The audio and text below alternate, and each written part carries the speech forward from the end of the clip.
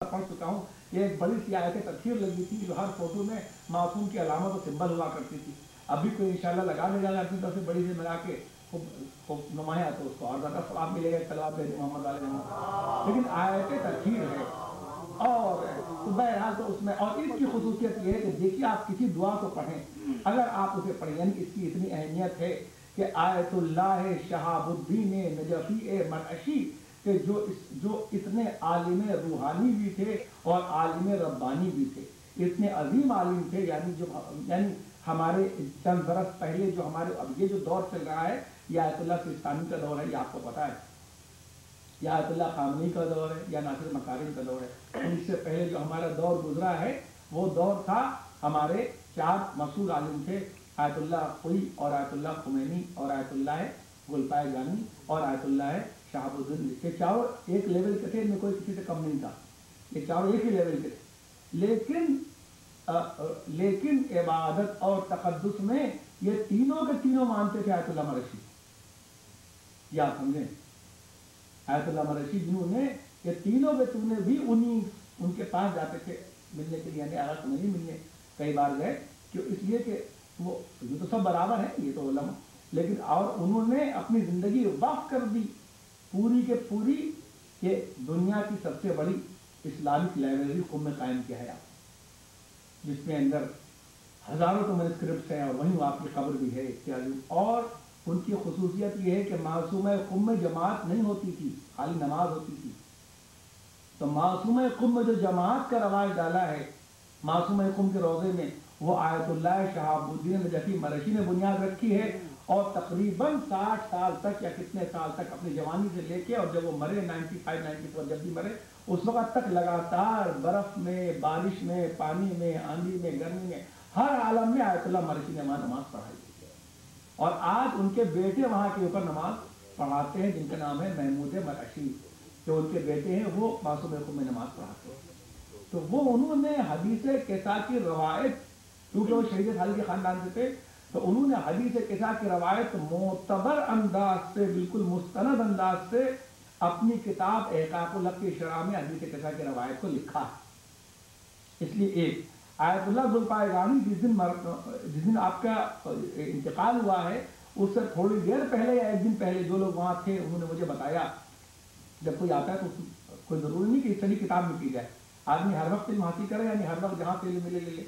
तो उन्होंने बताया कि आयतुल्लाह गुलपाए जानी अस्पताल में बेहोश पड़े हुए थे, और जब बेहोश की आलम के अंदर जब आपको हल्का सा होश आया और वो जो कैफियत मरने से पहले होती है, तो आपने कहा कि मुझे सहारा दे के उठाओ, तकिया मंगाई और सहारा दे के आके बैठे और लोगों को बिठाया और कहा कि मैं हदीस किसा सुनना चाहता हूँ, मेरे सामने हदीस किसा की तिलावत करो। ये हदीस किसा एक तो अपनी बरकत के लिए पढ़ रहे थे, और दूसरे वो लोग जो हदीस किसा के मुखालिफत करते हैं उनको बता के जा रहे थे कि देखो मराजे का अमल ये है कि वो मरने से पहले हदीस किसा सुनना बारिश मिजाज समझते। ये है दो मैंने बयान की कि दो वो कुतुब आयतुल्लाह शाह मरशी के खुद एक हालात पर एक बहुत बड़ा काम चाहिए। मैंने रजी जाफर साहब को कमरे में बंद कर दिया था उनके यहाँ, जब मेरे घर आके मैंने कहा आपको बंद कर देता हूँ या 2 घंटा निकलिएगा नहीं, फिर चाय दूंगा और तर्जुमा कर दीजिए आप। तो उन्होंने तर्जुमा उर्दू में किया है, उसको मैंने छपवाया है और आप लोग चाहें तो उसे ले भी सकते हैं। यहाँ बटा फिलहाल नहीं मेरे पास, इसलिए मैं उसे मंगाने वाला हूँ। नहीं भाई, मैंने कहा ये कौम के लिए अहम चीज़ है, आपके लिए टेलीफोन बंद करिए। तो वो तर्जुमा उनका मौजूद है, उस वसीयत को पढ़िए और लोगों को आप उसे बांटें और तकसीम करें। तो ये हदीस दूसरी के हदीस किसा से जो लोग ये कहते हैं कि हदीस किसा से क्या फायदा, अरे कल्चर एक अहमियत रखता है। कम से कम चादर का तस्करा जब औरतें बार बार सुनेंगी, किसा के माने चादर के होते हैं ना, इसके माने छुपाना। अल्लाह से कुल उयान, यानी हल उयान को तू छुपा दे, उसी से कैसा बना है, कैसा के माने चादर के होते। तो कम से कम सुनने से चादर ओढ़ने का शौक तो पैदा होगा। तो इस पर तो इसमें अक्सर हिस्सा हदीस कुदसी का है। लेकिन बीच में एक मैं अलग से नोट, जैसे आप 5 दिन से मजालिस मेरे सुन रहे हैं अल्हम्दुलिल्लाह, तो कल तक मैंने नमाज का सिलसिला रखा था, लेकिन चूंकि 20वीं की मजलिस है और शब जुमात के आयत तकरीर के ख्याल में, इसलिए इसका एक अंदाज अलग होता है। तो और ये मजलिसें जो कहलाती हैं इसको गुर्रा सफर की मजलिस भी कहा जाता है।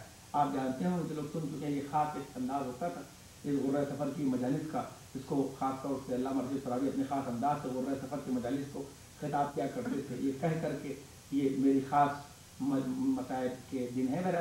तो ये गौर कीजिए कि इसमें एक खसूसियत ये है कि आप जो दुआ पढ़ें, میں اس کو بہت کئی بار کہتا رہتا ہوں، ہر دعا کا فائدہ الگ سے لکھا ہوگا. یہ دعا آپ پڑھیے رضیت باللہ، اس سے ایمان مضبوط رہے گا. یہ دعا آپ پڑھیے آپ کا قرض ادا ہو جائے گا. یہ دعا پڑھیے لا ولد ہے تو اولاد ہو جائے گی. یہ دعا پڑھیے بیمار ہے تو بیماری دور ہو جائے گی. یہ دعا پڑھیے تو اگر یہ دعا پڑھیے روزی نہیں تو روزی مل جائے گی. الگ سے لکھا ہوتا ہے اوپر انگلش میں، اردو میں، گجراتی میں، پھر نیچے دعا ہوتی ہے. دعا کا پارٹ نہیں ہوتا کہ اس کا حصہ ہو.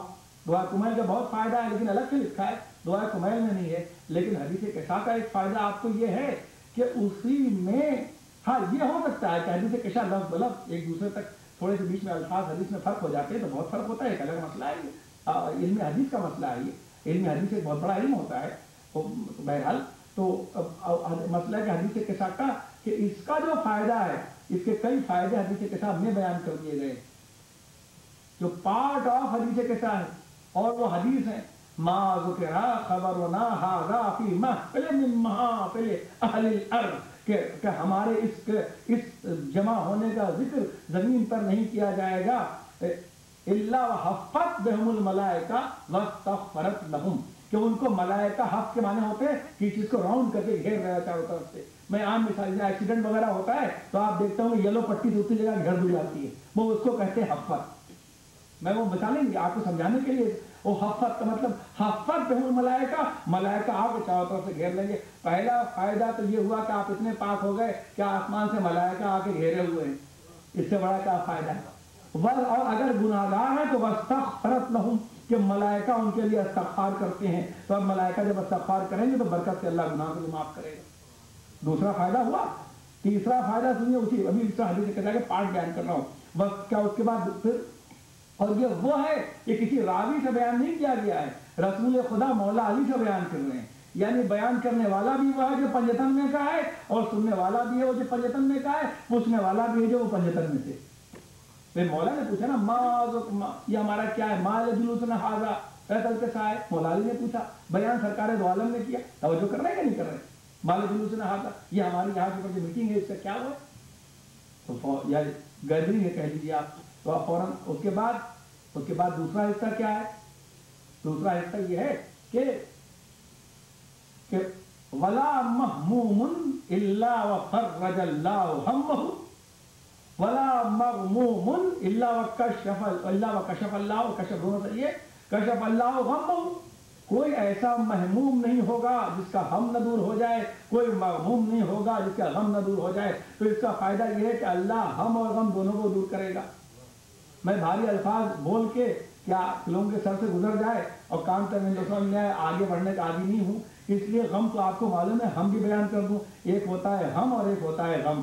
دونوں یہ دو لفظ بلا وجہ نہیں استعمال ہوتے، عربی میں زیادہ الفاظ نہیں استعمال ہوتے. ہم اس فکر کو کہتے ہیں جو پریشانی کی بنا پر ہوتی ہے اور جو اس سے دور ہونے کے اسباب نظر آتے ہیں. غم وہ ہے کہ جس کے دور ہونے کے اسباب نظر آئیں وہ اللہ کی طرف سے دور ہو. مثلا ہم کا مطلب یہ ہے کہ پریشان ہے، بے انتہا پریشان ہے، بے انتہا ٹینشن ہے کہ روزی نہیں مل رہی، نوکری نہیں لگی. یہ ہم ہے. نوکری لگ گئی، ہم دور ہو گیا. بے انتہا پریشان ہے کہ ایسی بیماری ہے کہ دور نہیں ہو رہی ہے، ہم جب بیماری دور ہو گئی ہم دور ہو گیا. یعنی جو فکر کے بے انتہا پریشان ہے کہ اولاد نہیں ہے، بچہ پیدا ہو گیا، اتنا خوش ہے کہ پہلے کا غم دور ہو گیا جو لا ولد ہونے کا تھا. اس کو ہم کہتے ہیں. اور غم یہ ہے کہ جیسے کوئی گھر میں خدا نخواستہ مر گیا تو یہ غم ہے جس کی تلافی ممکن نہیں ہوتی علاوہ اس کے کہ اللہ اس کی تلافی کرے. تو ہم اور غم جو فکر کے ہم دنیا میں دور ہو جاتا ہے تو ہم اور غم دونوں پر ولا مہموم الا فرج اللہ ہمہ. کوئی ایسا صاحب ٹینشن ترجمہ کیجیے، کوئی ایسا نہیں اس کا ٹینشن ریلیف نہ ہو جائے، ہم دور نہ ہو جائے. اور کوئی ایسا صاحب غم نہ ہوگا جس کا غم دور نہ ہو جائے. آپ بتائیے جب اہل بیت کا ذکر ہونے لگے گا تو ان کا فضائل بھی یاد آئیں گے، ان کے مسائل بھی یاد آ جائیں گے، تو کس کو کون سا غم یاد رہے گا. اسی لیے محفل میں بھی پڑھی جاتی ہے اور سیم 40 میں بھی مجلس میں حدیث کتاب پڑھی جاتی ہے تاکہ اگر بھروسہ غم کے جو آئے ہیں ان کا غم دور ہو جائے. صلوات علیکم محمد. اب دیکھیے اب یہ ہے کہ دور ہونا نہ ہونا اب اس کی میرے آپ کہیں گے دور، یہ اپنی ایک بات تو یہ کہ پروردگار امتحان لیتا ہے، وہ ایک الگ مسئلہ ہے. اور کہیں کیسے دور ہوتا ہے، عقیدے کی بات تو اتنی ہے کہ آپ سن چکے ہیں، دہرانا نہیں چاہتا کہ زبیدہ نے بہلول تھوڑا سا گھر بنا رہے تھے، اس کو اعتقاد تھا، اسے جنت میں گھر لے لیا. ہارون رشید محمد رشید کو اعتقاد نہیں تھا، جنت میں گھر نہ لے سکا. اگر اعتقاد ہے تو ضرور اللہ دور کرے. اعتقاد ہے تو بہلول کے چھوٹے سے گھر کے جنت میں گھر مل جاتا ہے. اعتقاد نہ ہو تو اس کو ذمہ دار نہیں ہے.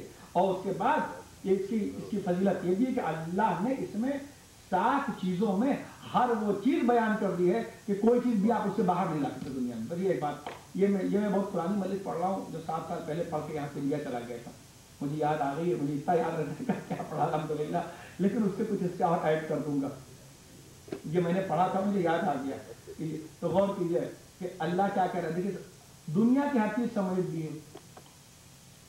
جب جبریل نے پوچھا یا رب اے میرے پروردگار ومن تحت القصا، چادر نیچے کون ہے؟ اللہ نے کہا.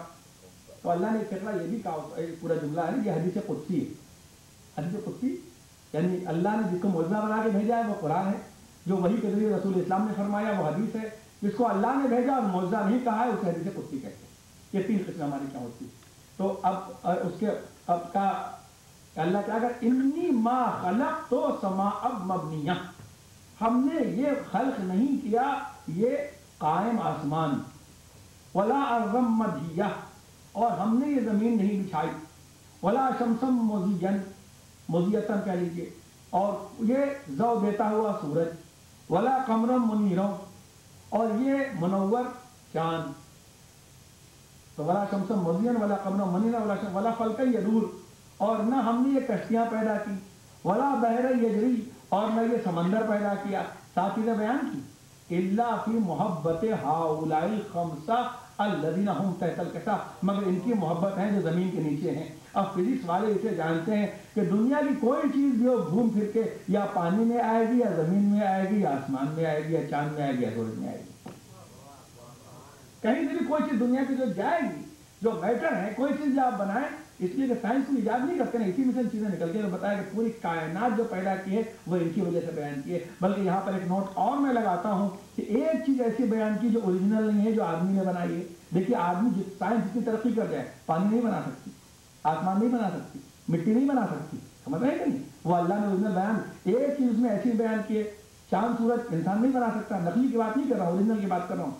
اس سے فائدہ اٹھا سکتا ہے، بنا نہیں سکتا. ایک چیز اور بیان کر دی، ولا فلکن تسری، شپ جو چلتے ہیں، جو کشتیاں چلتی ہیں، پانی کا جہاز چل رہا ہے، یہ بھی میں نے پیدا کیا ہے. اس لیے کہ بنایا انسان نے، عقل انسان نے دی ہے. تو بتا دیا کہ وہ چیز جو اوریجنل میں نے بنائی ہے وہ بھی اہل بیت کا صدقہ ہے، جو سائنس پر تحقیق کر کے تم بناؤ گے وہ بھی اہل بیت کا صدقہ ہے. صلوات بھیجو محمد بات سمجھے. فلکن تسری، اور یہ 2 مرتبہ اللہ نے بیان کیا. ایک مرتبہ جبریل نے اوپر، ایک مرتبہ جبریل نے نیچے آ کے بیان کیا. توجہ کیا آپ نے؟ اور جبریل نے آ کر بیان کیا، نیچے اس کو بتایا کہ اللہ یہ کہہ رہا ہے. اچھا کمال ہے، اوپر پہچان بھی نہیں رہے تھے. اوپر جبریل نے پوچھا یا رب ومن تحت القصا، یہ چادر کے نیچے کون ہے؟ نیچے آگے کہہ رہے ہیں کہ 5 ہے، میں چھٹا ہو جاؤں. اکونا سادسن، وہ اوپر پہچان نہیں تھے، نیچے گن بھی لیا. اس کا مطلب ہے جبریل نے یہ بتایا کہ نورانی حیثیت سے ہم ان کو نہیں دیکھ سکتے ملک ہو کر بھی، جب تک یہ بشری شکل میں نہ ہو. تو اوپر نہیں پہچان سکے، نیچے آ کے پہچان لیا. اسی لیے میں نے پرسوں مجلس میں نجیب بھائی گھر پر جو ایک بات پڑھی تھی وہ یہ پڑھا تھا کہ اہل بیت کو لوگ کہتے ہیں کہ اہل بیت ہمارے جیسے لوگوں کو یاد ہوگا کہ میں نے کہا اہل بیت کو اپنے جیسے بھی نہ کہیے، اہل بیت کو نورانی بھی نہیں ہم کہہ سکتے، اس لیے کہ ان کا نور بھی وہ نور نہیں ہے کہ جو عام نور ہوا کرتا ہے. کہنے لگا فرشتوں کا نور، فرشتوں نے خطا نہیں کی تھی کیا؟ بغیر خطا کے پھر اللہ نے عذاب کیوں دیا؟ اگر فطوس خالی نہیں ہے، بہت سے فرشتے جن پر عذاب نازل ہوا ہے. فطوس کے ساتھ پوری ایک ٹیم آئی تھی، تو آخر غلطی کے بعد ہی تو ملتا ہے. یہ ٹھیک بات ہے کہ فرشتے معصوم ہیں، غلطی 2 طرح کی ہے. ایک غلطی ہوتی ہے پرسنالٹی کی نسبت سے، یاد رکھیے گا. مثلا آپ وہاں بیٹھے ہیں، یہاں پر کوئی دوست آ جائے، کوئی آدمی آ جائے دور سے، آپ کو وہاں دسترخوان پہ کہہ دے السلام علیکم، تو ٹھیک ہے، کوئی آپ کو دھیان نہیں دے گا. کیونکہ مجھے پیچھے سے آ کے دوسرے دروازے کہہ کے مولانا السلام علیکم، تو آپ فوراً متوجہ ہو جائیں گے. کیا آپ اس سے بے تکلف ہیں؟ یا آپ کا دوست ہے بچپن کا، کلاس فیلو ہے؟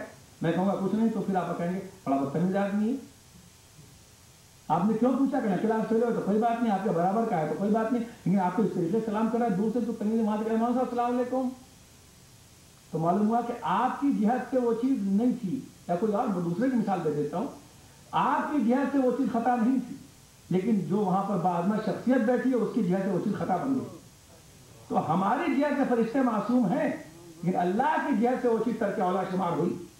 اور جب ترک اولا ہے تو اہل بیت کے لیے ترک اولا کا کوئی سوال پیدا نہیں ہوتا. اسی لیے میں نے یہ پڑھا تھا کہ ٹھیک ہے فرشتے میں نور ہے، لیکن فرشتے ان کے خدمت گزار ہیں. تو جب اس نور سے خدمت گزار پیدا ہوا تو حاکم اس سے نہیں پیدا ہو سکتا. تو میں نے قرآن کی آیت کا ٹکڑا پڑھا تھا کہ میں 2-3 راتوں تک رکا رہا کہ اب اہل بیت کو نور کیسے کہوں. تو میں نے قرآن کے اندر جب ایک آیت کا ٹکڑا دیکھ لیا، اللہ نور السماوات والارض، اللہ زمین و آسمان کا نور ہے، تب سمجھ میں آیا کہ نور کی جنس الگ الگ ہوتی ہے، کائنس الگ الگ ہوتے ہیں. یہ اس نور کے ہے جس سے اللہ کا نور ہے، نہ ایک اس نور سے فرشتے پائے گئے. صلوات دے کہ محمد علیہ وسلم جو فرمایا آپ نے. تو ہمیں فخر کرنا چاہیے کہ ہم اہل بیت کے ماننے، اہل بیت میرا اہل بیت ہے اور اپنی جگہ وہ الگ ہیں. اسی لیے خود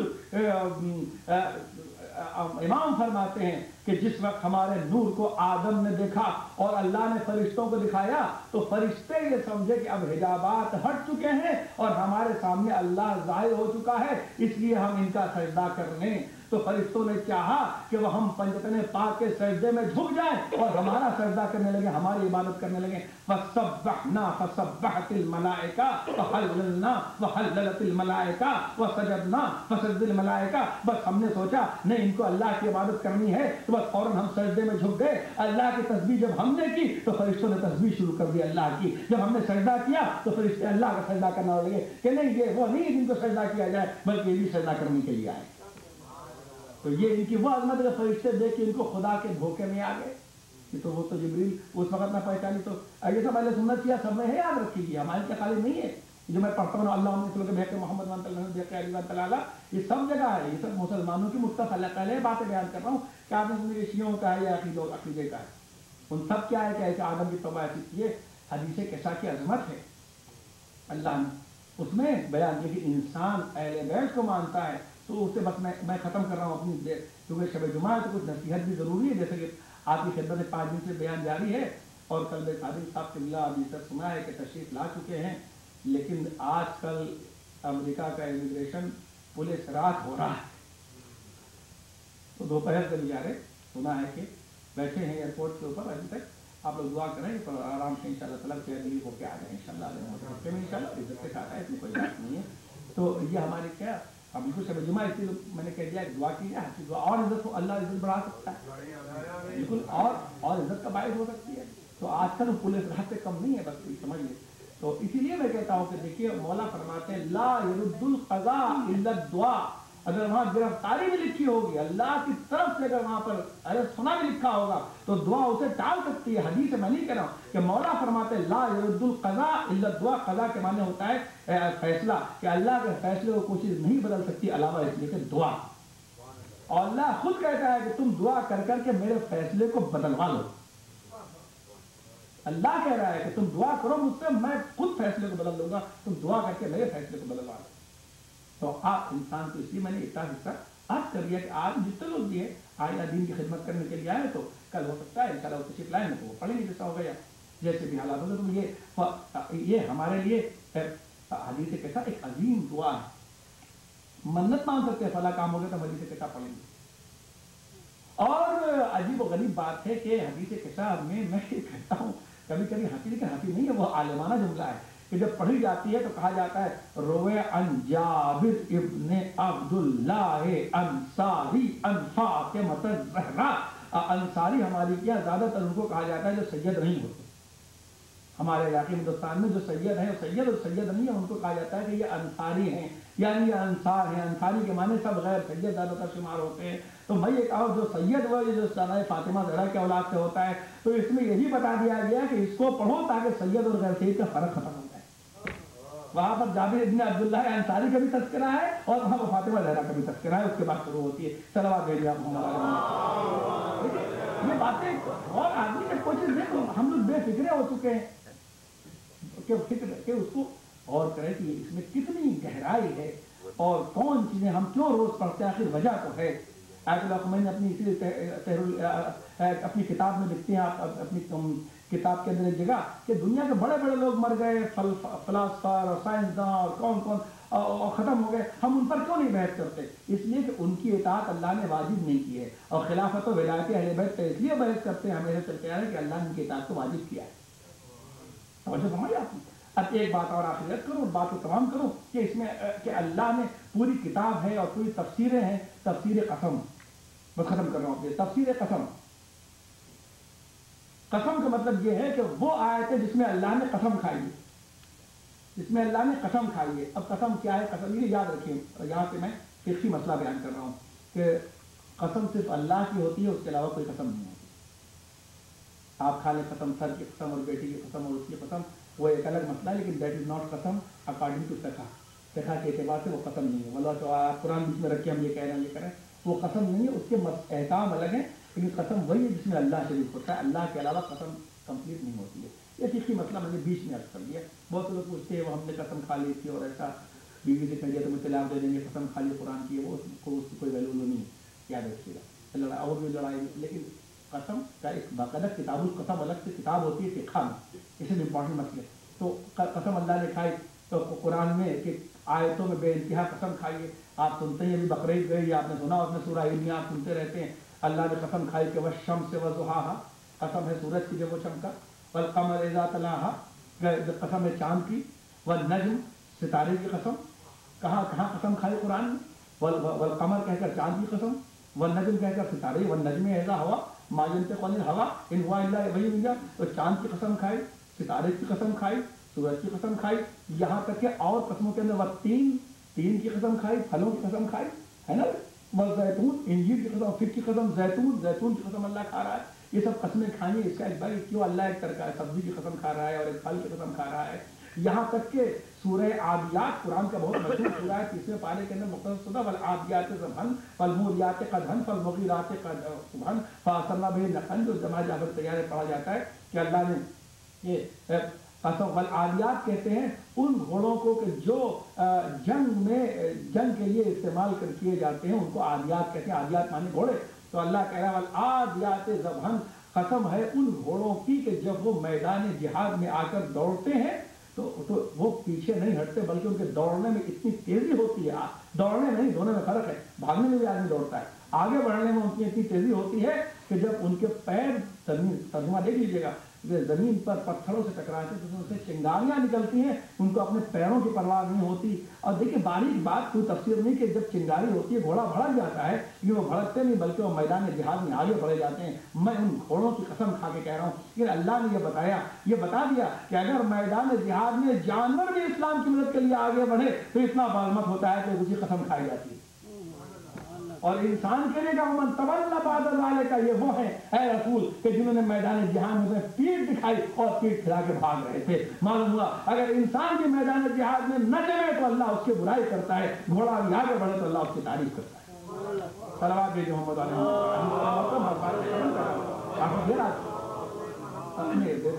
تو کہا وہ قسم، گھوڑوں کی قسم، اتنی قسمیں اللہ نے کھائی ہیں، اور الگ ایک اللہ قسم کھا رہا ہے۔ لیکن جب اہل بیت کی حدیث قدسی میں قسم کھائی، یہ بھی وہی جو 7.5 سال پہلے پڑھ چکا ہوں آپ کی خدمت میں، لیکن بہرحال معذرت کے ساتھ اب کسی کی میموری اتنی اسٹرانگ ہو تو مجھ سے مل لے، میں پوچھوں گا تم کیا کھاتے ہو، میں بھی وہی کھاؤں گا۔ طلبا بھیجے موقع یاد ہو کہ مولانا 7.5 سال پہلے کیا پرانے معصوم میں پڑھا تھا۔ پرانا معصوم کہہ دیا، لیکن ایک بات الگ جوڑ دوں، پرانے معصوم کی بات پرانے معصوم میں رہنے دیں، نئی باتیں کرے تو زیادہ بہتر ہے۔ نئے معصوم میں صلوات بھیجے محمد علیہ،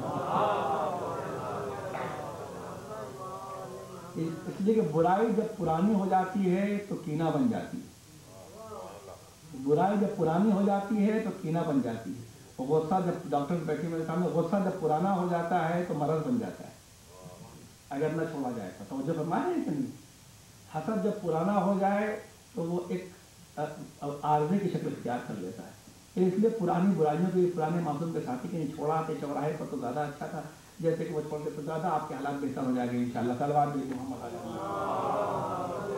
بہرحال اللہ ہم سب کی ہدایت میں اضافہ فرمائے. اتنی قسم کھائی, چاند کی قسم, سورج کی قسم, ستارے کی قسم, گھوڑوں کی قسم, تین کی قسم, زیتون کی قسم, اس کی قسم, اس کی قسم, کہ پوری کتاب قسم اس کی تیار ہو گئی کہ اللہ قسم کھا رہا ہے کہ صرف اس کی قسم, جو کام اس نے اپنے لیے مخصوص رکھا ہے کہ صرف اللہ جس میں شریک نہ ہو. اپنے فقہی مسئلہ کہ وہ قسم کمپلیٹ نہیں ہے, اور وہ قسم نہیں جس میں اللہ نہیں ہے. چاہے کوئی بھی آدمی قسم کھائے, اور جب وہ قسم کھا رہا ہے, لیکن جب حدیث قدسی میں اہل بیت کی قسم کھائے تو کہا عزتی و جلالی, یہاں سے شروع ہوا ہے نا فقرہ, انی ما خلقت السماء مبنیہ ولا ارض مدیہ ولا قمر منیرا ولا شمس مضیتا ولا فلک یدور ولا بحر یجری ولا فلک تسری الا لاجلکم ومحبۃ. اجل تو اجل نہ کہیے گا, اجل مانے وجہ, اجل مانے موت. اجل جیم پر زبر نہیں ہے, جیم ساکن ہے. اجلکم کہ مانے تمہاری وجہ سے, تمہاری بنا پر, اور اجل کہیے گا تو دیکھا تمہاری موت کے لیے. معاملہ بالکل الٹا ہو جائے گا. اجل موت کو کہتے ہیں, اجل AJAL, اس کے معنی موت, AJL اجل, اجل مانے وجہ. تو وہ اجلکم ہے, اجلکم نہیں.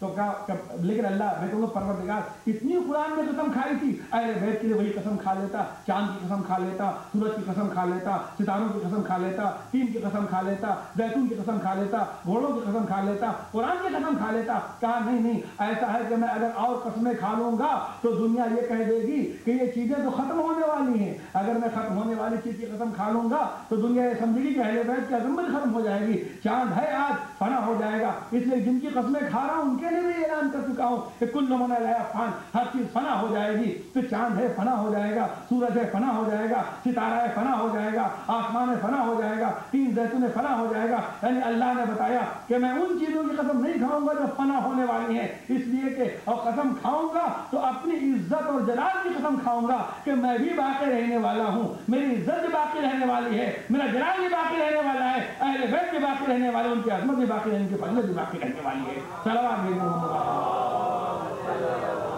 کیا ان کی عظمت کی بنا پر, اللہ اکبر, ان کی عظمت کی بنا ختم کیا بنا بیان وقت کے لیے, چونکہ آج 8:30 کا وقت ہے. آج بلکہ ٹائم کیا بیفور ٹائم بھی کہا جائے تو غلط نہیں ہے, کہ ٹھیک سے 9:45 بجے میں بیٹھ گیا تھا آپ کی خدمت میں, کیونکہ 8 بجے جمعہ تھا نا, دعا قبیل ملتی اور زیارت کے وارثہ ملتی, تو اسی لیے میں نے زیارت کے وارثہ کی فکرہ پڑھا تھا بات اس کے مسائل پر, کہ زیارت وارثہ میں فکرہ کہا جاتا ہے اشہد انک کنت نورا فی الاسلاب الشامخہ والارحام المطہرہ. ارے آپ تو جب بطن مادر میں تھے تب بھی نور تھے, بعد کے صلب میں تھے تب بھی نور تھے, جسے نہیں کہا جاتا نور کہا جاتا ہے. ان کو اپنی کیفیتوں پر آدمی نہ وہ کر لے, ہم ہیں, وہ ہیں. بہرحال عزیزان محترم اور دوستداران عزیز, یہ مولا کے 20ویں کی مجلس ہے, یہ حسین کے 20ویں کی مجلس ہے, جس کا کوئی 20واں کرنے والا نہ تھا. نہیں تھا تو میں کیا بتاؤں آپ کیا تھا. اللہ اکبر, یہ مولا ایسے عزاداری کے دن شکر ادا کریے, نماز شکرانہ پڑھیے کہ یہ 2 مہینہ 8 دن مجلسیں قائم ہوئیں اور قائم ہیں, اور ان میں ہم شرکت کرتے ہیں. اس لیے کہ حسین پر انسان یاد رکھیے, تو میں اپنے بچوں کی قسم کھا کے کہتا ہوں کہ اعمال سب کر لیجیے آپ, کہ جیسا میں نے دیکھا اپنے اعتبار سے مجھے نظر نہیں آیا, میں کوئی فتویٰ نہیں دے رہا ہوں, کہ کوئی بھی آدمی کو کام آ سکے عمل علاوہ غم حسین.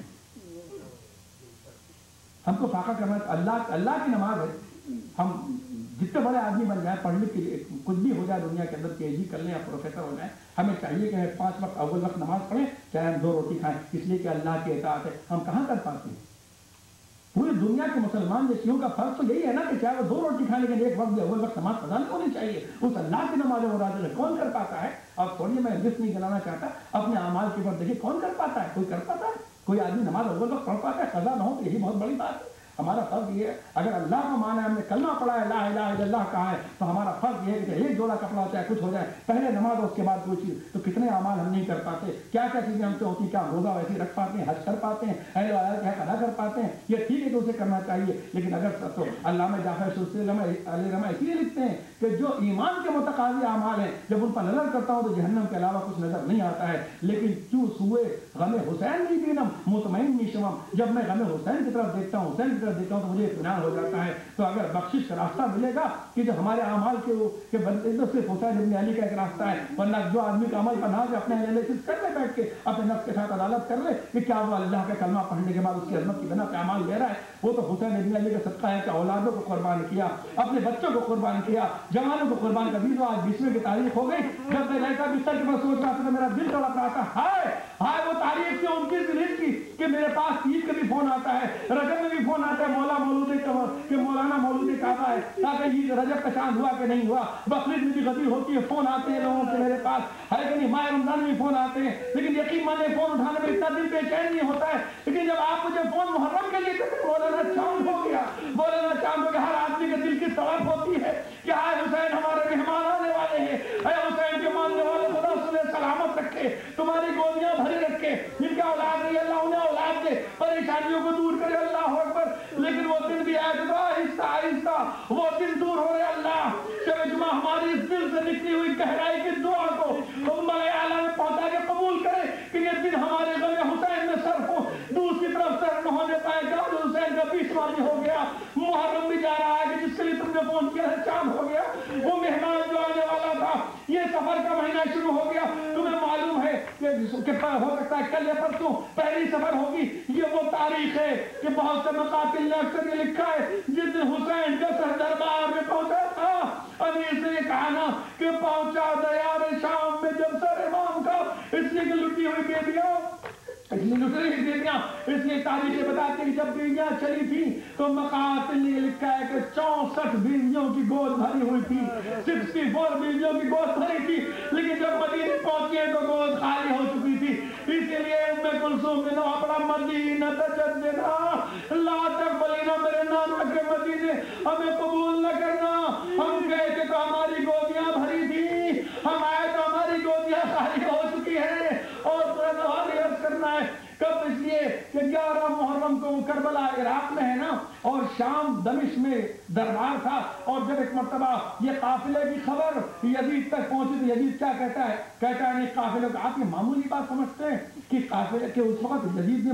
ایسے ہی اسیر کر لیا تھا، بڑے بڑے ایمبیسڈر سفیر دنیا کے بلائے گئے تھے، ایک مہمانوں کا ملکوں کے بڑے بڑے نمائندے بلائے گئے تھے تاکہ انہیں بتایا جائے کہ یزید نعوذ باللہ نقل کفر نو خلیفہ رسول ہے، اور جو بلائے جا رہے ہیں وہ باغی ہیں، اللہ جو بلائے جا رہے ہیں وہ باغی ہیں، یہ باقاعدہ تو کہا گیا کہ سجایا جائے، تو ایک مرتبہ آنے والے نے کہا 15 دن لگیں گے، یزید نے کہا 15 دن میں نہیں برداشت کر سکتا، کہ 1 ہفتہ لگے گا، کہا اچھا ٹھیک ہے دربار سجائے گا، شہروں کو سجایا جائے، آخر میں 2 دن کا وقت کہا کہ 2 دن کے اندر، کیوں اللہ اکبر کہ 2 دن تک ہماری شہدانیاں شام دمشق کے بارڈر کے باہر کھڑی رہی، انتظار کرتی رہی، اور اس عالم میں جب یہ قافلہ چل اللہ اکبر اللہ اکبر عزیزو عزیز، جب یہ قافلہ چل رہا وہاں بازار سے گزر رہا تھا تو ایک بوڑھا ایک مسجد سے نکلا، اور مسجد سے نکلتا کچھ وظیفہ پڑھتا ہوا نکل رہا تھا، بڑا ضعیف تھا، کمر جھکی تھی، کہتا ہے الحمدللہ الذی صلی لک استغفر اللہ، کہ تعریف ہے اس اللہ کے لیے جس نے حکومت کے باغیوں کو ذلیل کیا۔ ارے یہ کام ایک مطلب سید سجاد کے بعد پہنچی، سید سجاد کے ناطے کے وہ قریب تھا، سید سجاد نے کہا تو کس کے لیے کہہ رہا ہے، کہا تم نے حکومتی خط کے خلاف بغاوت کی تھی، ایک مرتبہ سید سجاد نے کہا وہی جو میں نے آیت پڑھی اسی پہ ختم کر رہا ہوں، انما یرید اللہ لیذھب عنکم الرجس اہل البیت ویطہرکم تطہیرا، کہا کہ یہ تو نے آیت سنی ہے، کہا اس سے کیا مطلب، کہا اس میں جو لفظ اہل بیت مراد وہ ہم ہیں، اس کے بعد پھر سید سجاد نے قل لا اسألکم علیہ اجرا الا المودۃ فی القربى، دوسری آیت پڑھی، وہ قاری قرآن تھا، حافظ قرآن سے کہنے لگا اس آیت سے تمہارا کیا مطلب ہے، کہ وہ قربہ ہمیں جن کی محبت کا حکم دیا کہ تم آل رسول ہو، کہ آتے ذو القربہ حقہ، یہ آیت کی سید سجاد نے پڑھی، اس نے پڑھ کے کہا کہ کیا یہ آیت کیا تمہارا حق جو ہے دینے کے لیے کہا گیا ہے، کہا اس سے ہم مراد ہیں، کہا تم تو چہرے سے نہیں لگتے، پہچانے نہیں جا رہے ہو، تم عجیب و غریب تمہارا چہرہ، لیکن یہ بتاؤ کہ اگر تم آل رسول ہو تو تمہارے ساتھ یہ بے پردہ بیویاں کیوں تمہارے ساتھ ہیں، اس لیے کہ آل رسول بے پردہ نہیں ہو سکتے۔ ایک مرتبہ سید سجاد اس نے کہا کہ یہ بتاؤ کہ تم حسین کو جانتے ہو، ایک مرتبہ سید سجاد نے اشارہ کیا وہ حسین کا سر نوکے نیزہ پر ہے، عزیزوں 20واں یہ مخصوص مجلس میں آتی ہے، میں مجلس میں شاہ عبادت کا مجلس پڑھتا ہوں نا، کہ میں ایک مرتبہ جیسی سر پہ دیکھا، ایک مرتبہ تو ضعیف آدمی تھا، ہاتھوں کو جوڑ کے پڑا میں محب اہل بیت ہوں، لیکن کتنا دور کیا گیا تھا اہل بیت سے، میں ایک مرتبہ سید سجاد سے کہا آقا میں تلوار اٹھا کے جہاد تو نہیں کر سکتا، لیکن میں زمین پر لیٹتا ہوں، بیویوں کے نام کو کوئی حکم دے مجھے کچل کے گزر جائے تاکہ روزے میں رسول خدا کو منہ دکھانے کے قابل تو ہو جاؤں، میری زبان سے یہ فطرہ نکلا اللہ اکبر، بس عزیزوں سے 2-3 فطرے اور بات تمام، اللہ تعالیٰ کو سلامت رکھے۔ رکھے اور ہمیں خیر کی توفیق مرحمت فرمائے۔ بس ہوتی اس لیے ایک جب یہ قافلہ مدینے میں پہنچا ہے، اللہ اکبر، مدینے میں پہنچا تو مدینے کے بعد سے سجاد نے روز دیا تھا، لوگ آنے لگے، لیکن جب جناب عباس جا رہے تھے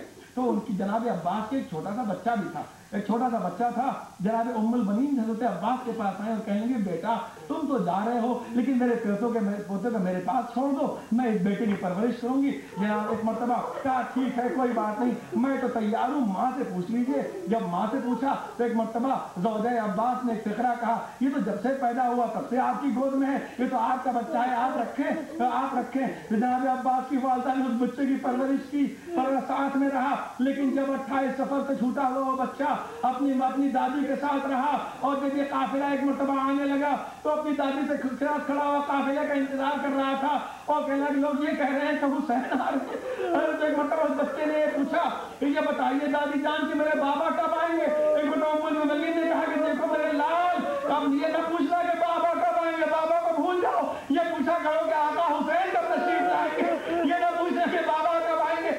اس سے غلاموں کے بچے کبھی غلاموں کا تذکرہ نہیں کرتے، تمہارے بابا کے کبھی حسین کا تذکرہ کر دیا کرو۔ تو ایک مرتبہ جب یہ قافلہ جانے لگا انشاءاللہ بہت رہو گے، تو ایک مرتبہ جب یہ قافلہ آیا، ایک مرتبہ اس نے دادی نے انگلیاں چھوڑی، کہا آپ بھی نے تو کہا تھا کہ آقا حسین کب آئیں گے؟ ارے منادی نے دادے رہے کہ آقا حسین آ رہے ہیں، میں چاہتا ہوں کہ ان کے ہاتھ کو سب سے پہلے پہنچا دوں۔